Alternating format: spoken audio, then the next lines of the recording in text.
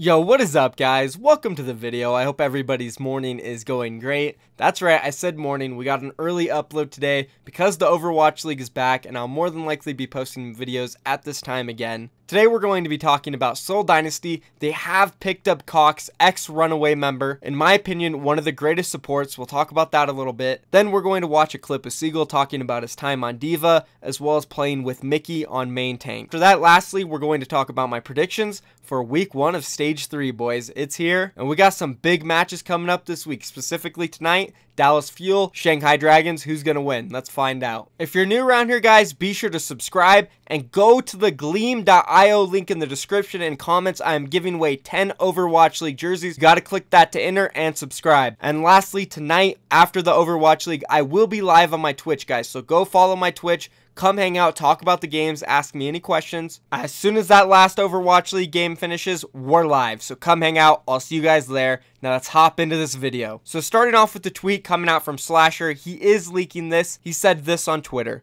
The Seoul Dynasty have signed former Runaway support flex player KINGmykL before the deadline, sources said. And first and foremost, guys, for anyone who has doubted Slasher's leaks previously, I think it's time to own up and realize that Slasher actually has some really credible sources. He really does seem to get everything right. In a follow-up tweet, he said this: decision to get KINGmykL was decided in the last 24 hours by Dynasty. I know Doa will be happy. I love me some KINGmykL. He also linked a Twitch clip of him talking about KINGmykL and Runaway from about a year ago. Let's go ahead and play it. On the point when it was 99 versus 99, and he really helped them get to victory.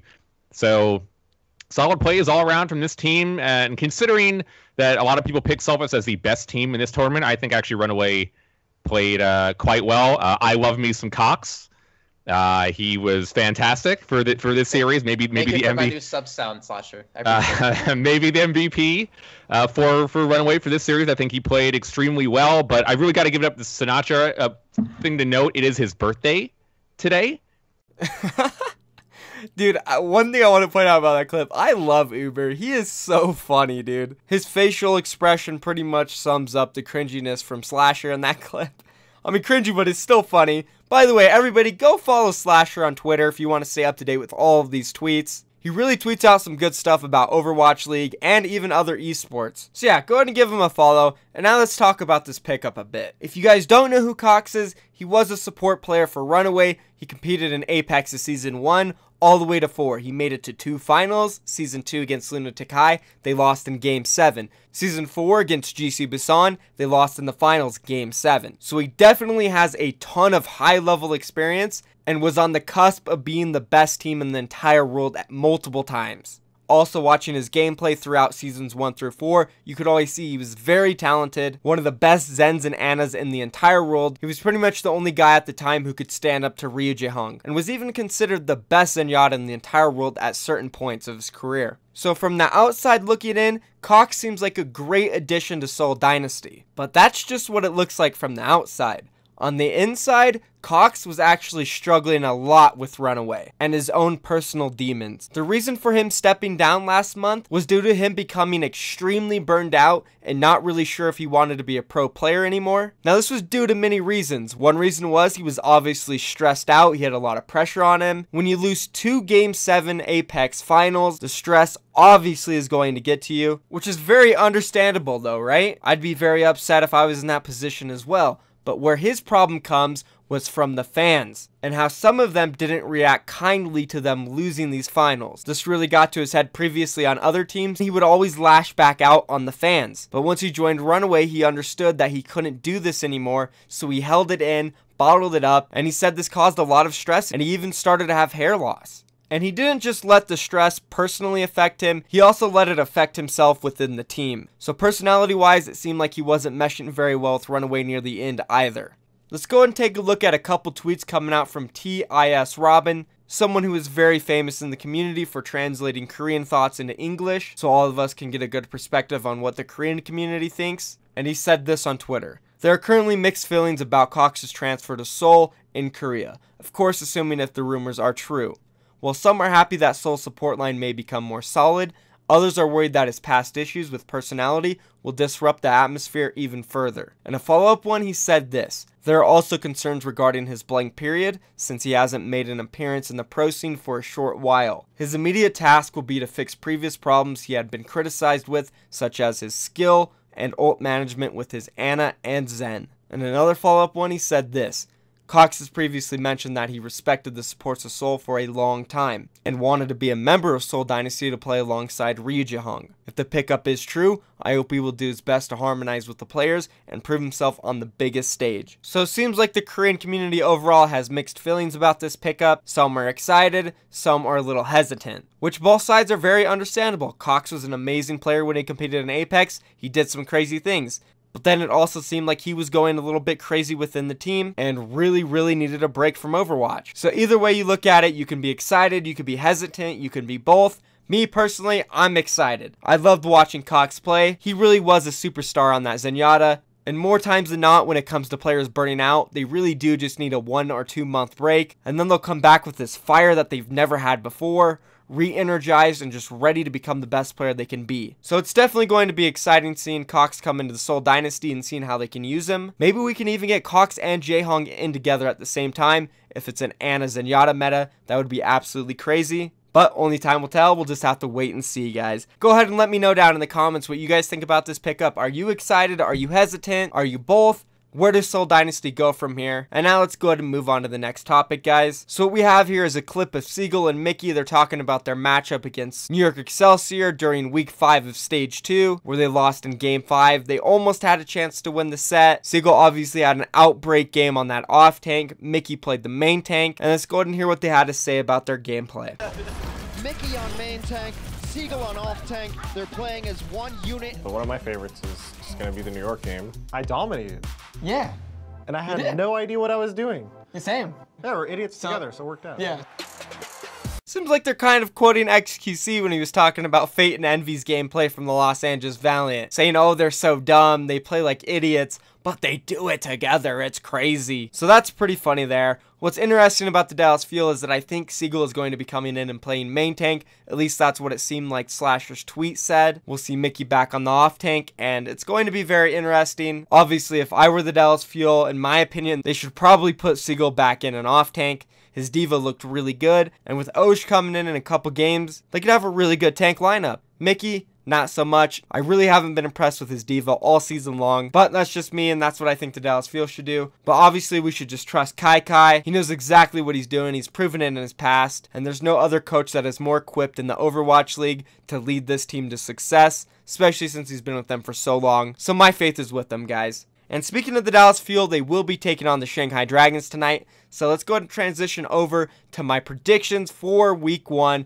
of stage 3, guys. So much has changed since the start of stage 2. Even the end of stage 2, there's been a lot of pickups for these teams. So predictions are going to be all over the place. And let's go ahead and kick it off. Starting off tonight, we have Shanghai Dragons, Dallas Fuel. Oh man, this is the big one, guys. And for some reason, I really do feel like the Dallas Fuel are going to be able to pull this one out. Both teams are a complete mess, but I do think the Shanghai Dragons are just less skilled compared to the Dallas Fuel. Effect Rascal, I think they'll be able to clutch it out. Moving on to the next matchup, we have the LA Valiant taking on Seoul Dynasty. Two teams that seem to really slump at the end of stage 2. More specifically the LA Valiant, and they went through a lot of drama as well. They've made some big changes. They acquired Bunny from Seoul Dynasty actually, and I'm really interested to see how they're going to run their DPS players, but I don't think it's going to be enough to go up against Munchkin, Fleta, and the rest of that Seoul Dynasty roster. Seoul Dynasty is going to take it 3-2 or 3-1. Moving on to the next matchup, San Francisco Shock and LA Gladiators. Two teams that actually went on the rise during the end of stage 2. San Francisco Shock, they have Sinatra. Super's going to make his debut. I'm super excited for that tonight. No pun intended. Architect is also there and ready to play. So this team has made a lot of upgrades. Dante also been playing like a god. Shock can really be an outbreak team for stage 3. Now for the LA Gladiators, they looked really good during the middle of stage 2. They kind of slacked off near the end and didn't make it to the playoffs. But I still think they're going to have a decent stage 3 performance. I don't know who's going to win this matchup. I want to say San Francisco. I want to say LA Gladiators. It's gonna be a game 5. Super's debut, do I think he's going to be able to stand up next to Fisher? Probably not. but there is that small chance that he could. But I can't pick against Fisher and the LA Gladiators. They're going to win this matchup 3-2. They also have Void coming in. So yeah, my pick's the Gladiators. Moving on to Thursday, we have Florida Mayhem, New York Excelsior. Florida Mayhem, they were obviously on the rise as well during Stage 2. Logix was playing out of his mind. I'm pretty sure Saya Playa is here and ready to play, so it'll be interesting seeing him come in. But they're going up against KINGmykL, guys. They're not going to be able to win this. 4-0 or 3-1 victory for NY. Moving on to the next matchup, Philadelphia Fusion, Boston Uprising. Now this is going to be an exciting one. I feel like these are going to be the two best Western teams during Stage 3. The Philadelphia Fusion, they had that miracle run in the Stage 2 playoffs. Almost beat New York Excelsior in the finals. Barely lost it. They were looking amazing. Boston Uprising, they were on the rise near the very end of Stage 2 as well. Unlike Philadelphia Fusion though, they had a lot of issues during early stages of Stage 2, but I think that was due to the meta shift and Gamsu obviously getting sick and going back to Korea for about a week and a half. Now that he's been back for a while and they've had a lot of time to practice, no real crazy meta shifts, I think they're going to be very strong in this next stage. I think it's going to be a 3-2 victory for Philadelphia Fusion. Moving on to the next matchup, we have London Spitfire taking on the Houston Outlaws.